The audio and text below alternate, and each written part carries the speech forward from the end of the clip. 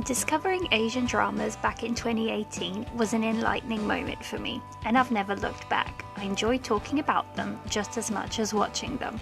So much so that I decided to create a podcast to chat everything from Chinese to Korean, Japanese to Thai, and everything in between. Welcome to the Tea and Soju Asian Drama Podcast, your one-stop shop for everything Asian drama.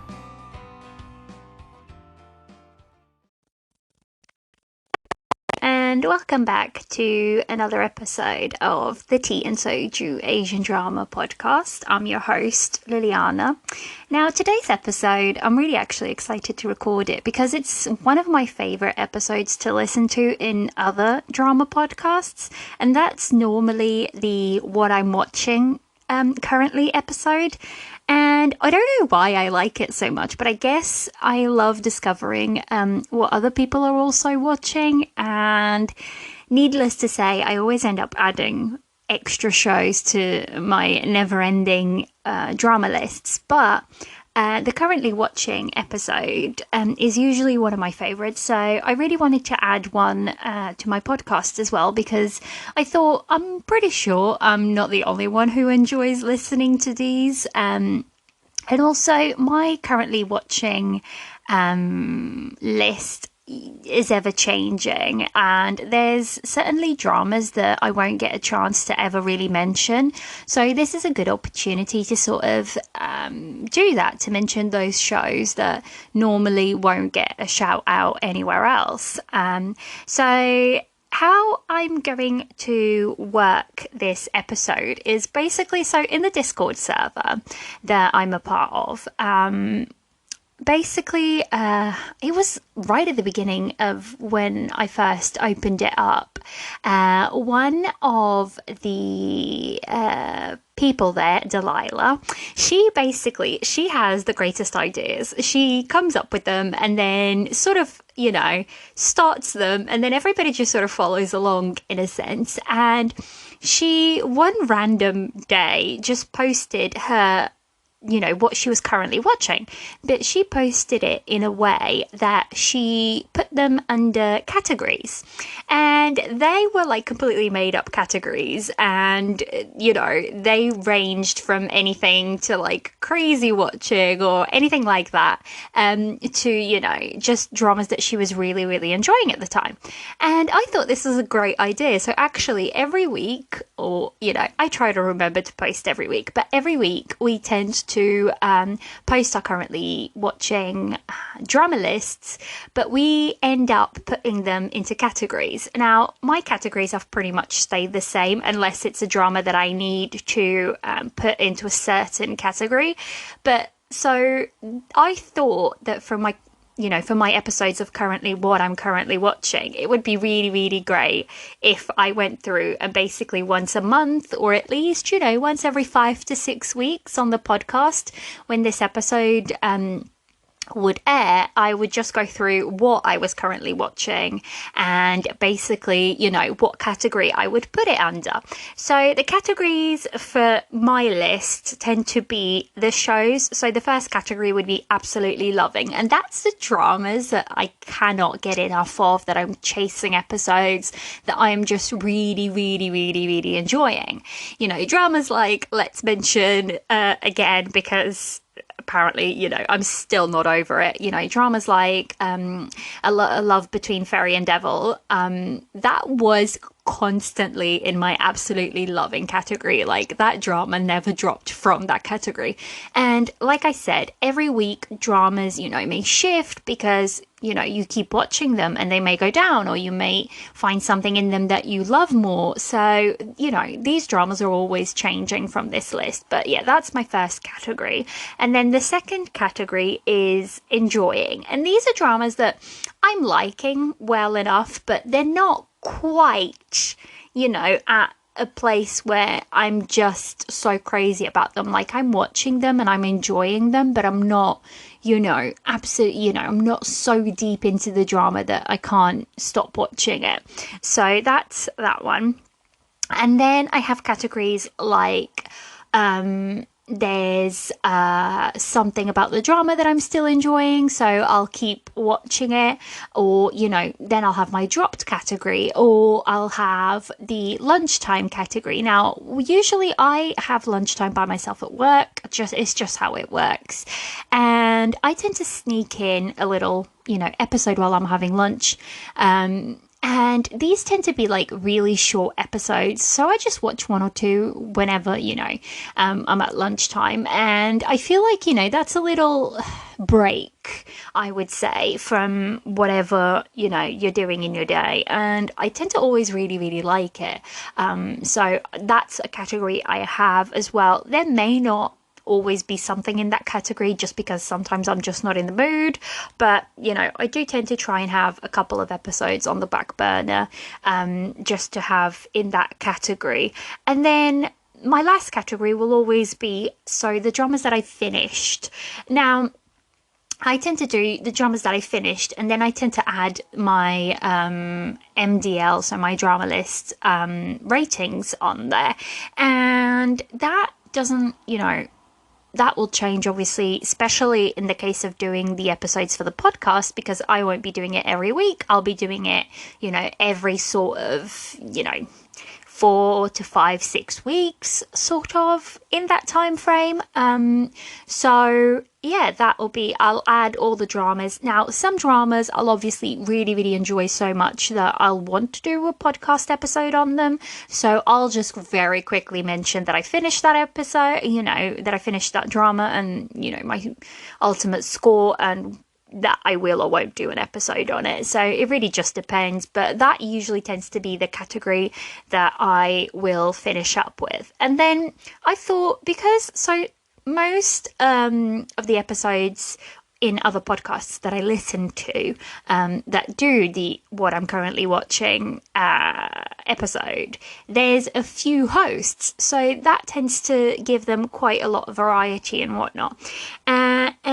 But I thought to change up at the end of each of these episodes, I would mention what I'm looking forward to watching in the next couple of weeks. What kind of dramas are coming our way that are exciting me. Now, for K-dramas, this is really easy because K-dramas, basically, they give you a very set date on when they're going to premiere, and unless something, drastically changes, that's when they come out. So it's really, really easy to sort of look a month ahead and see what K-dramas are coming up that you're going to like. With Chinese dramas, it is impossible to do that because you just simply have no idea. They're coming soon can mean anything between we are here today, here's the whole show in one go, or it can mean, they'll come out in another year or in another 2 years. There is just no definite date. And even when they give you a set date, you bet I will not trust that day until I am physically watching that episode on my screen, because Chinese dramas can be wild. A scandal can break out and that will pull the drama back, or anything like that. They're so volatile to change that basically when it comes to Chinese dramas, I'll mention them, but obviously, I can give you a rough date if there is one, but never trust those dates until they're on the screen. That's my rule. But there's always new content coming out, especially, for example, this week, while I'm recording now, it was Mid-Autumn Festival, and basically a bunch of new trailers and posters and, teasers and stuff like that were put out for various different dramas. And basically there's just a bunch of stuff coming out. But also another thing to mention is, although all of that promo is coming out, a lot of that promo for dramas is dramas that are still currently being filmed. That's the word I was looking for. So they're being filmed currently, and that means we probably won't see them for another year, because after they get filmed, they go into post-production, and there's a lot of work still to do there. So there is a couple of dramas that I will mention that came out with really good stuff, but we probably won't see them till next year. But I'm still excited for them, so I thought I would share them. So with Chinese dramas, that's, I will just mention that that's what it'll be. I'll mention them, but we just don't know when we will see them. And I'll only mention the ones that I'm really keeping a closer eye on. And then, we'll see how that goes. But with Korean dramas, it's a lot easier to sort of look for what is coming up in the next sort of month, and then you can set a date, because once they've got their airing date, that'll pretty much be it. So let's start going through my list. Now, usually my list is pretty long, but lately I have been in a bit of a slump. Blame it again on Love Between Furry and Devil. Nothing is really catching my attention, but also I don't know if I've mentioned before, but I live in the UK, but I'm originally from Portugal, and in about a week and a half or so, I'm going back home for, 3 weeks or so. And I don't tend to get a lot of drama watching done while I'm over there, just because, I want to spend time with my family and friends. So my list tends to get a lot shorter around about these times when I go back, just because I don't want to start too much that I'll have to sort of leave pending until I've got some time to catch up on it. Saying that, I still have a few that I'm watching. So in my absolutely loving category, right now it's just empty. It's been empty for, a little bit, because all of the dramas that I was really, really loving kind of all finished at the same time, and they've kind of left me, they left me a little bit empty, let's put it that way. Nothing has really filled their shoes. So that category is just sadly empty right now. And then normally after that category, I have the really enjoying category, and I do actually have 2 dramas in this category right now, and that would be the Korean drama The Law Cafe, starring Lee Se-young and is it Song Ki? No, who is it? Oh my God, I'm having a blank. I really should have. I'm looking it up. I should have these ready to go. My drama list app is also playing up, which is a little bit annoying, but we will do. It's Lee Song-gi. So those are the 2 main actors in this one, but also it has Kim Sol-gi, and I love that actress. I feel like she's truly underrated in the K-drama world. So I'm really, really happy to see this combination. It's also a surprising one, because I went into this drama thinking, oh my God, it's law. It's not usually my type of thing. And then, as soon as Lee Se-young stepped on my screen, I was so happy. I totally went into this mainly because of her. I think she's a terrific actress, and she chooses such varied roles that I'm usually always interested in whatever drama she does. She's one of those actresses that I just tend to follow around.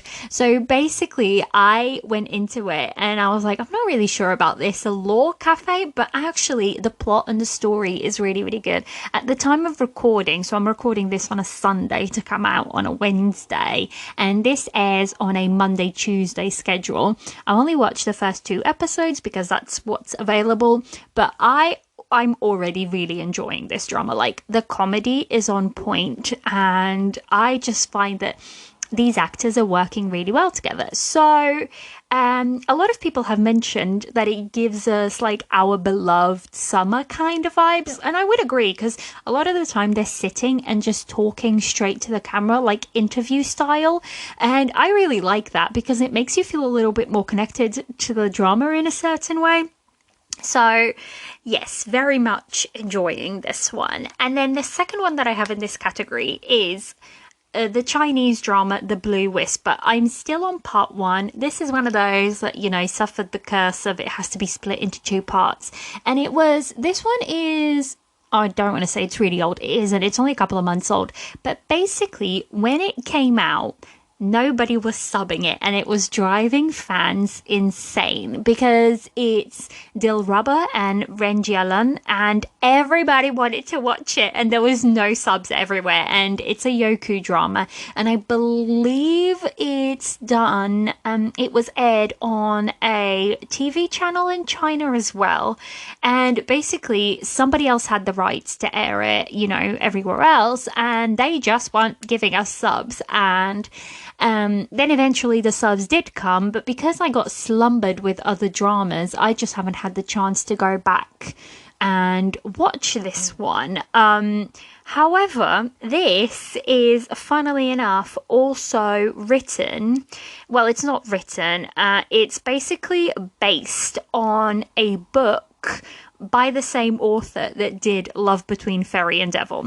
And I can totally tell, the similarities, of the source material, not necessarily that it's the same because it's adapted by two different screenwriters, it's directed by two different directors, but I'm really, really enjoying it. I think I'm up to episode maybe 8 or 9, so I've still got quite a few way to go, but I'm just taking my time with it because I don't know when we're going to get the next, Xianxia drama, and I kind of like always having one in the background watching, and I'm really enjoying this one as well.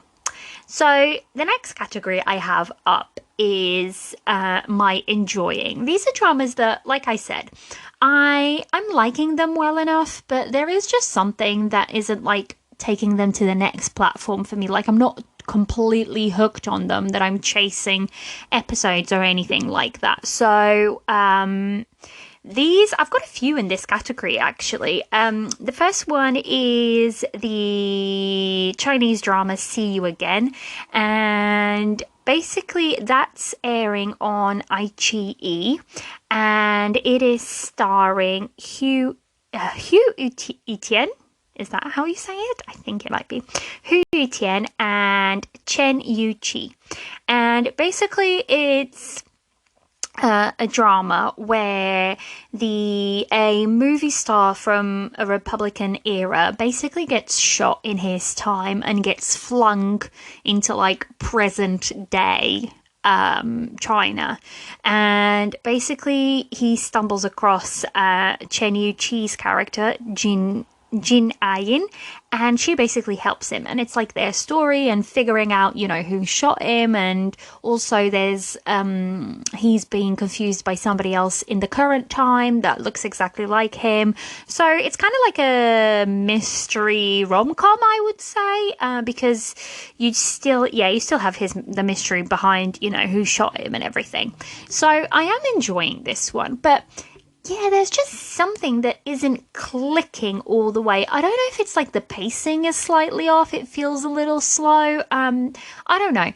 But I am enjoying it, and I'll definitely keep watching it. We shall see where it ends up. It might be that it gets bumped up to the next category in the next couple of episodes. Who knows? Like I said, this is always ever changing, So the next one that I have is a Korean drama called Once Upon a Small Town. Now, this one, I wasn't even planning on watching it, but then I started hearing really good things about it, and it's only 12 episodes, and they're only about 30-minute episodes, so I feel you can it's a little, you can sneak an episode here and there, so I really like that. And it's starring Joy as well as Cho Young-woo. Cho Young-woo, I think that's how you say it, Cho Young-woo. And basically it's a vet who gets sent back, so he lives up in Seoul, and he gets sent back to his grandparents' hometown to look after their veterinary clinic while they go off on a cruise. And that's basically the story and how it's set up. Now, I actually really enjoy these types of dramas, the small town, dramas. Some of my favorites would have to be, stuff like Racket Boys and stuff like that, where it's such a little community and everybody knows everybody, and it just feels really, really nice to watch dramas like that.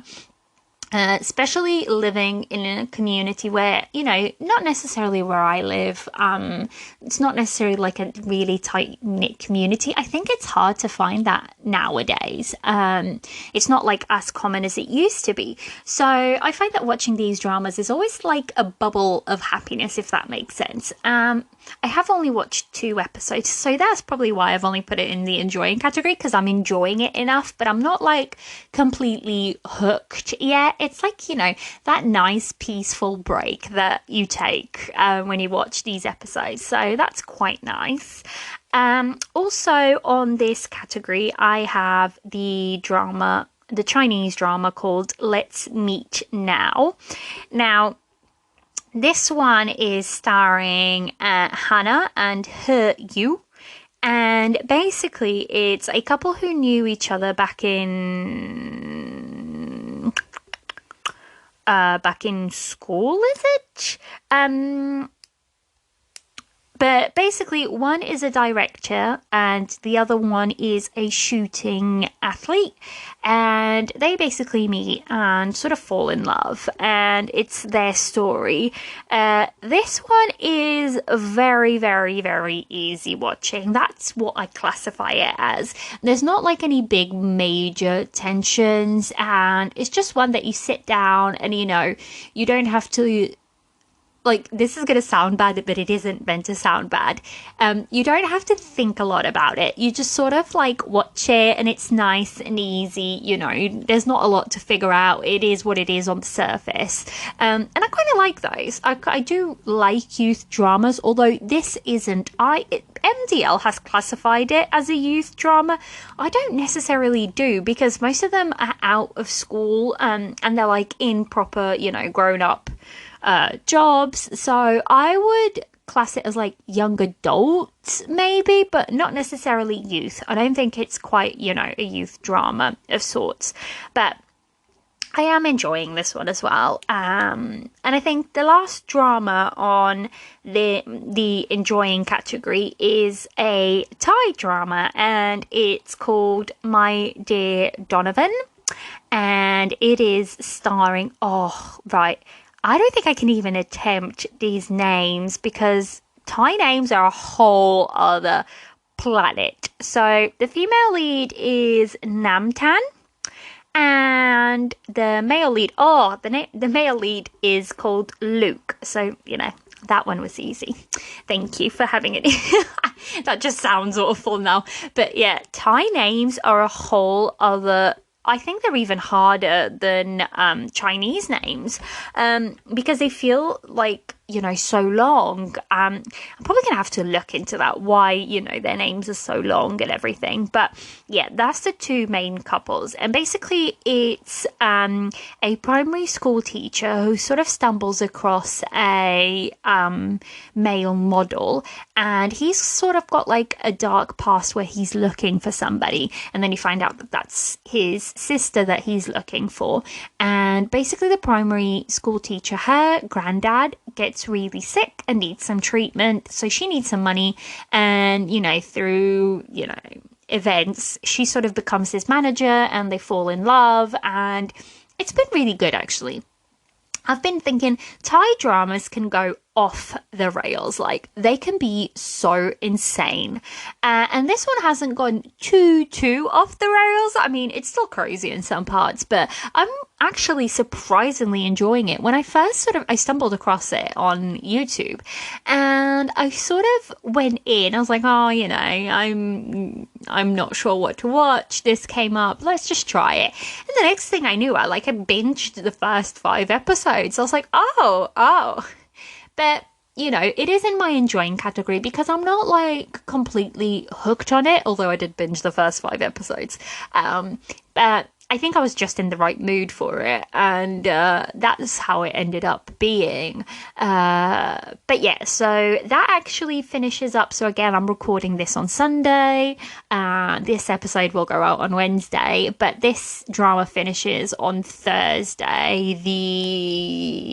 I don't know dates, so it'll finish in theory on Thursday, the It says September 11th. It says it finishes today, but I don't think that's quite right because I think it comes out on YouTube a little bit later. So it does finish up this week. Unless you're listening to this in the future, in that case, you can go check it out. It's completely finished. So I'll probably give you my, notes, footnotes and whatnot on it the next time I record one of these. So that's it for my enjoying category. Then I usually have a category that's called intrigued enough to keep watching. And that means dramas that there's something about them that I'm intrigued and I'll keep going back for episodes, but I'm not overall really enjoying the drama as a whole. So there's something keeping me there, but it's not like, oh, I need to go watch that episode or anything like that. And right now, that category is empty. I then have a category that is the too early to tell. And that normally means dramas that I've only started watching, very recently. Like I've watched 1 or 2 episodes. The Law Cafe is apparently the exception to this. There are a couple of dramas where I just watch 1 episode or 2 and I'm like, yes, I'm hooked. I love them. So I put them straight into other categories. But this category is usually like episodes, not episodes, dramas that I've watched 1 or 2 episodes of and that I'm still not quite sure about. So I usually put them here. And right now I have nothing. I haven't really started anything too new. I'm already, a couple of episodes into most of the dramas that I'm watching. So nothing there. I haven't dropped anything yet either. Although I kid you not, in the last sort of 2 months, I have dropped more dramas than I could remember. But I haven't gone back and looked that far. But in sort of like, the last week, 2 weeks, I haven't really dropped anything. So that category is also empty. Now, I have one, and this is when the categories start going insane because it's dramas that you don't. So the categories that I've just gone through, they are my core categories. So they're the ones that always stay the same. But then there's dramas that simply just do not fit into any of these categories. This next drama is one of those, and it's called Maid's Revenge. It's a Chinese drama. It's on Youku, and it's airing on YouTube. And it's a very short drama. I mean, not short, it's 30 episodes, but each episode is only about 10 minutes. Now, when I tell you this is insanity, this drama is insanity. It's like, it's not a good drama, but it's the kind of bad drama that it's so bad that it's good, if that makes sense. It's kind of like a car crash. You can't keep your eyes off of it. That's what this drama is. So I'm not necessarily recommending it, but I am watching it, so I have to mention it. And it's starring Chen Fangtong and Dai Gao Zhang. And basically, the drama is based on our female lead, and she's from a prominent family, but her mum has never let her out of the house, so nobody knows what she looks like, and that's already a recipe for disaster. But basically her whole family gets murdered, and she and her half sister are the only ones that survive. Now, our female lead actually had a arranged marriage with somebody from like the residents, another prominent family, let's put it that way. But she gets caught, and her half sister actually escapes, and she takes a note with her from her father and basically pretends to be our female lead. And our female lead is like taken in as like a maid, and her half sister is horrendous. I mean, this is just bad. And basically turns out that the person she thinks murdered her whole family is the warlord. It's basically like the head of that residency. And turns out he wasn't the one. He's actually investigating the case, and he wants to keep her safe. So to do so, he's just like horrendous to her, and she thinks he's this like man-eater, horrible man that killed her family. So like I said, this doesn't sound good because this drama probably isn't that good. I'm not necessarily recommending it, but like I said, it's so bad it's good. That's this drama. So that's the category it's in. It's so bad it's good. And then I think, so I'm also watching a Taiwanese. I'm pretty sure it's Taiwanese.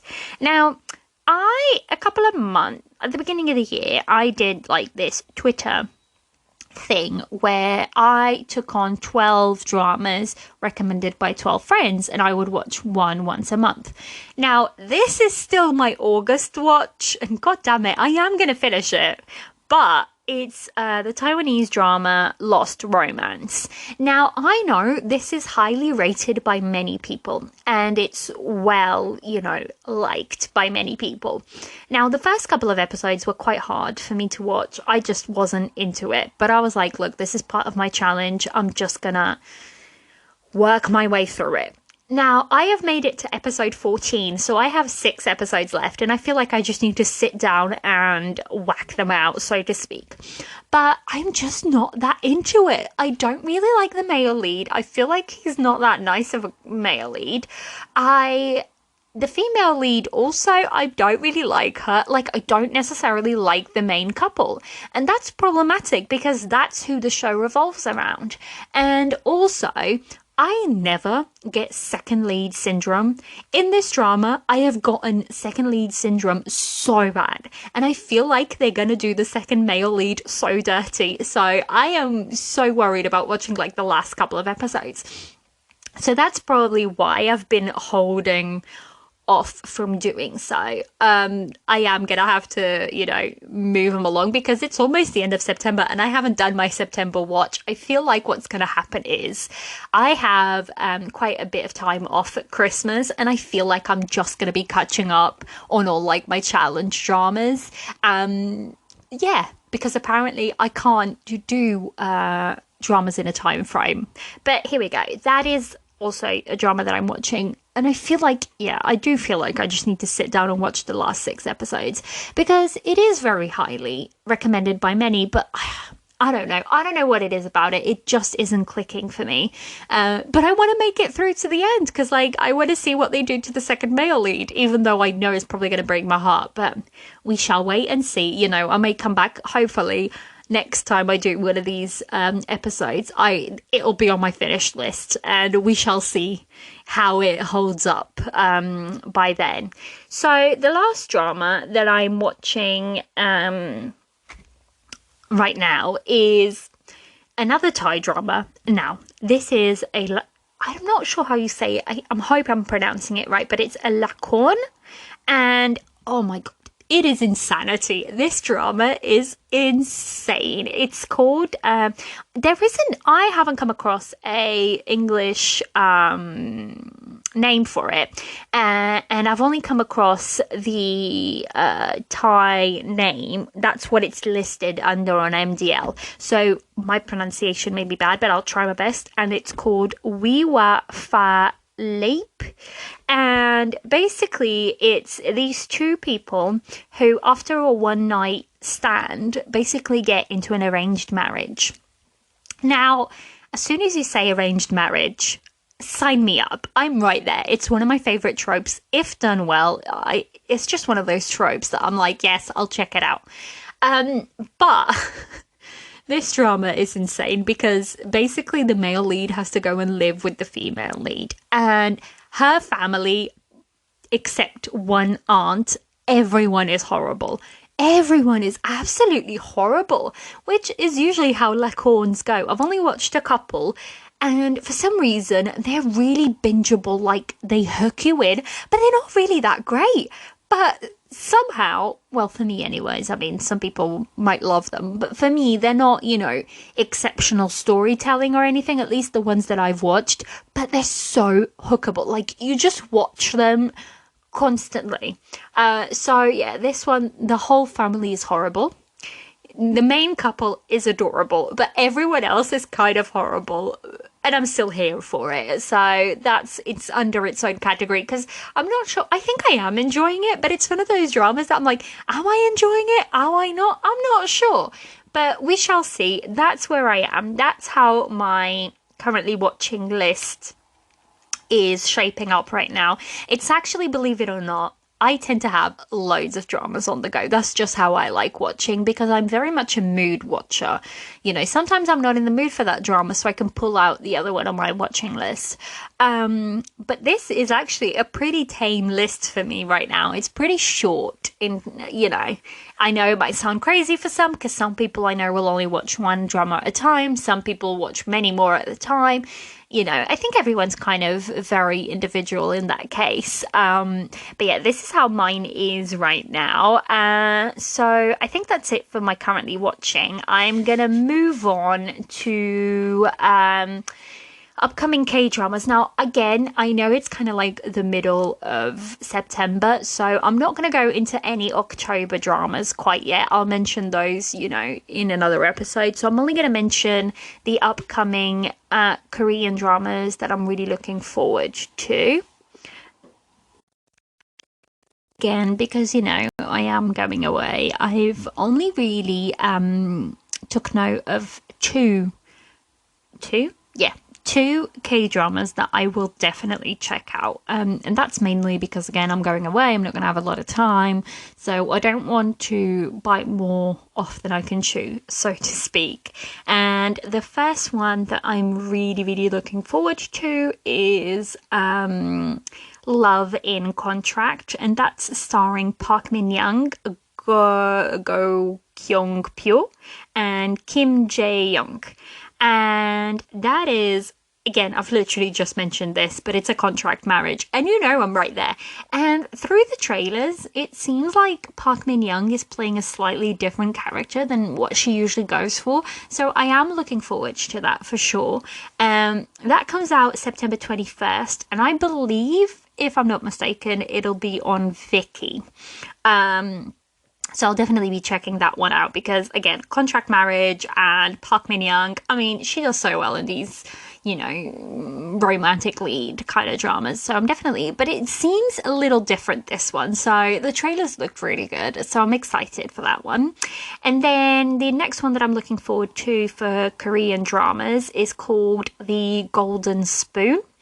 And it's starring Yuk Sung-jae, Lee Lee Jong-won, Jong Chae-yeon, and Yeon-woo. And that comes out September 23rd.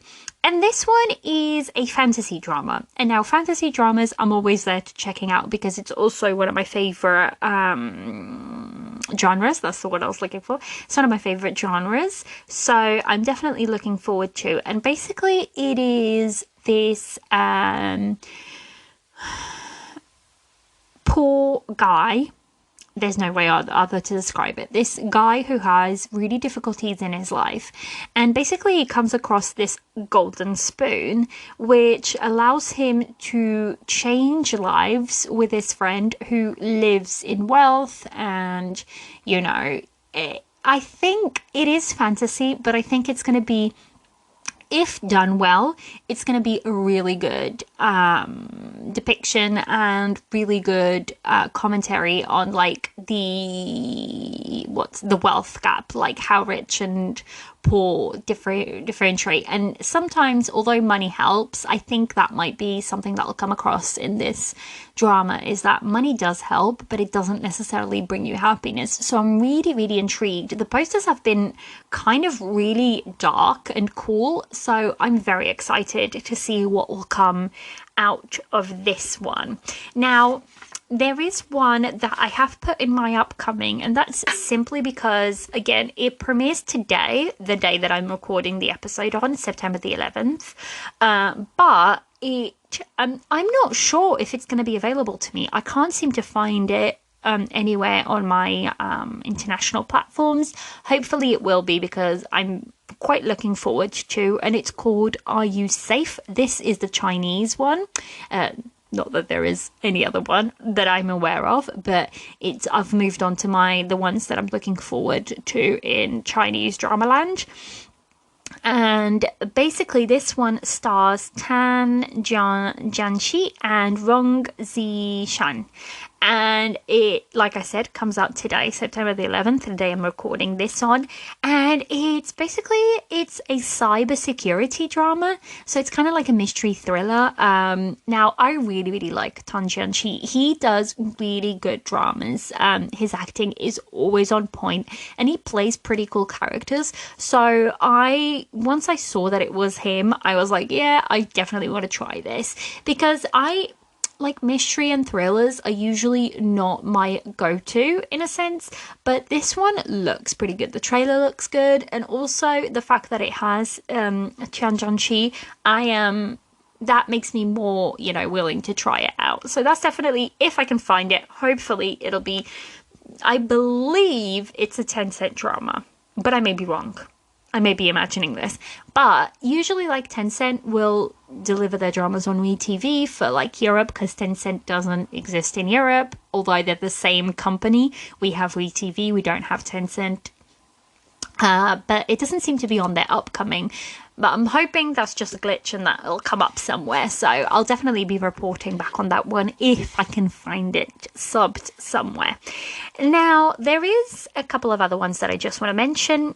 The one that I am pretty sure I almost would put money on this. I'm pretty sure iQIYI is about to give us a day, or is about to just like airdrop this drama on us, because it has been pushing it and promoting it like crazy. So I'm pretty sure it's coming, and it's coming very, very soon. It wouldn't surprise me if it came in the next sort of week or two. Now, don't take my word for it. Like I said, Chinese drama land is volatile at best, so it may not happen, but I think it may come in the next week or so. And that's a drama called A Love of 1,000 Years. And that's starring, I can't speak, starring Ren Jialan, who's also known as Alan Ren, and Lin Chi. And basically it's a Shansha Republican era mashup. So it goes and it shows you their life in various, forms. And Ren Jialan plays a fallen god of war who actually marries into the female lead's Lin Chin's family. And her family is like a family of bandits, so they're quite well off, but that's who he marries into. And that concept alone is already very interesting to me. Plus, it's Xianxia. As soon as you say Xianxia, I'm there, at least to check out the first couple of episodes. But I really like Ren Jialan. I know he's not to everybody's cup of tea, but I kind of, I've enjoyed his dramas before, so I'm very much looking forward to this one. And again, I'm pretty sure it's gonna airdrop on us very, very soon. The next two, now there is, like I said, for these three that I've just met, that I will mention, there's no dates for them, but the next one I'm pretty sure we won't get until, if we're lucky, early next year. If we're not lucky, late next year. And that's the story of Kuning Palace. Now, Avenue X mentioned in her video, just an aside, if you like Chinese dramas, go and follow Avenue X on YouTube. Her stuff is always on point, and I just love her videos. So I get a lot of news from her because I know that it's reliable. So yeah, that's just an aside. Anyways, Avenue X did mention she doesn't think this title is going to stick, this English title. And that can happen in a lot of dramas, especially for Chinese dramas. The translation may get changed, the title may get changed. So this is what it's known as right now, but it may change later on. So right now it's known as The Story of Kuning Palace. And it's a revenge historical set drama. Now, none of that necessarily grabs me. What does grab me is as soon as they say it's starring Bai Lu. Now, as soon as that's mentioned, I am there. She is one of my all-time favorite actresses, regardless of Asian country. She's just one of my favorite actresses, full stop. I love her acting. I tend to really enjoy her dramas. I've pretty much watched all of her dramas, I think, bar one or two. So as soon as they say that, I am there. I am following this, drama as it develops. They have just wrapped up, not too, I think about, as I'm recording this, they've just wrapped up a couple of days ago. So again, this drama is still going to go into post-production. There's still a bunch of work to do for it. But they've been promoting like crazy. And I have a sneaky suspicion because of the male lead. And the male lead is Zhang Linghe, who just played our beloved Chang Hang in Love Between Fairy and Devil. So right now, his popularity has risen, and he's like quite a hot trending, topic in China. So obviously they're going to want to push as much promo material as they can to like keep this drama in the back of people's heads, even though it's still going to be a while, before we get it. But if they can push it out there and get it, to a place where people have got it in the back of their minds and they're like following it, then that's great for them. Now, I am very much looking forward to this pairing. I have seen they've thrown at us behind the scenes. There's so much leaked footage, but actual official footage, they've done like a sort of interview style.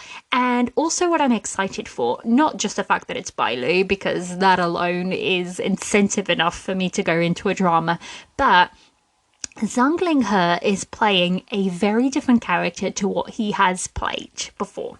And I am very excited about this. I have said before, I think Bailu works really well with her co-stars, and her chemistry, she just knows how to bring chemistry onto the screen. And she tends to have this, I almost feel like she brings out the best in her male co-stars. And I know I'm talking a big game and I am very, very biased on this, but, that's just my personal opinion. Everybody's entitled to their own. So I am very much keeping a very, very close eye on this drama. Like, when this drops, I guarantee you I will be there frontline and center, ready to watch it. So yeah, I thought I would just bring it to the attention because there was a lot of promo work coming out for this one, and I'm very excited for it. Now, the last one that I just want to mention is one that feels like has been talked about for ages, and it's, I don't know where it is. There's no date for it. We know it. There was a couple of rumors that it was going to come out in August. That didn't materialize. There's a couple of rumors that it's coming out in September.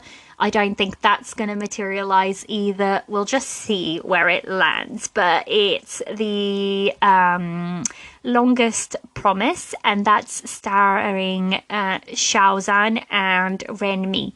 Now, getting a Xiaozhan drama feels like you're pulling hairs out of nowhere. It's sometimes, he has a huge following and a huge popularity, but he did have a scandal, which, again, none of his fault. It really wasn't. And yet he got, robbed of a good rise in his career. Anyways, I am not in any shape or form going into that, but it feels like this drama has been on the books for ages, and I just feel like I just want it, and it's not coming. So we shall see. I am very, very much looking forward to this one. Again, we have no date. Along with this one, there is one, and funnily enough, they both belong to Tencent, and we're just like, come on, Tencent, you have them, give them to us, and they're refusing. And the next one kind of goes along with this one because it was basically a couple of rumors were being thrown about that it was going to come out in August and it didn't materialize. Actually, there was talk about it in July and it didn't materialize. Talk about it in August, didn't materialize. September, I don't know. I don't see it, but we may see it this month. We may see it next month. I'm really hoping we see both of these before the end of the year, but Chinese drama land, you just never know. So that the next one is She and Her Perfect Husband. Now, I am very, very much looking forward to this drama.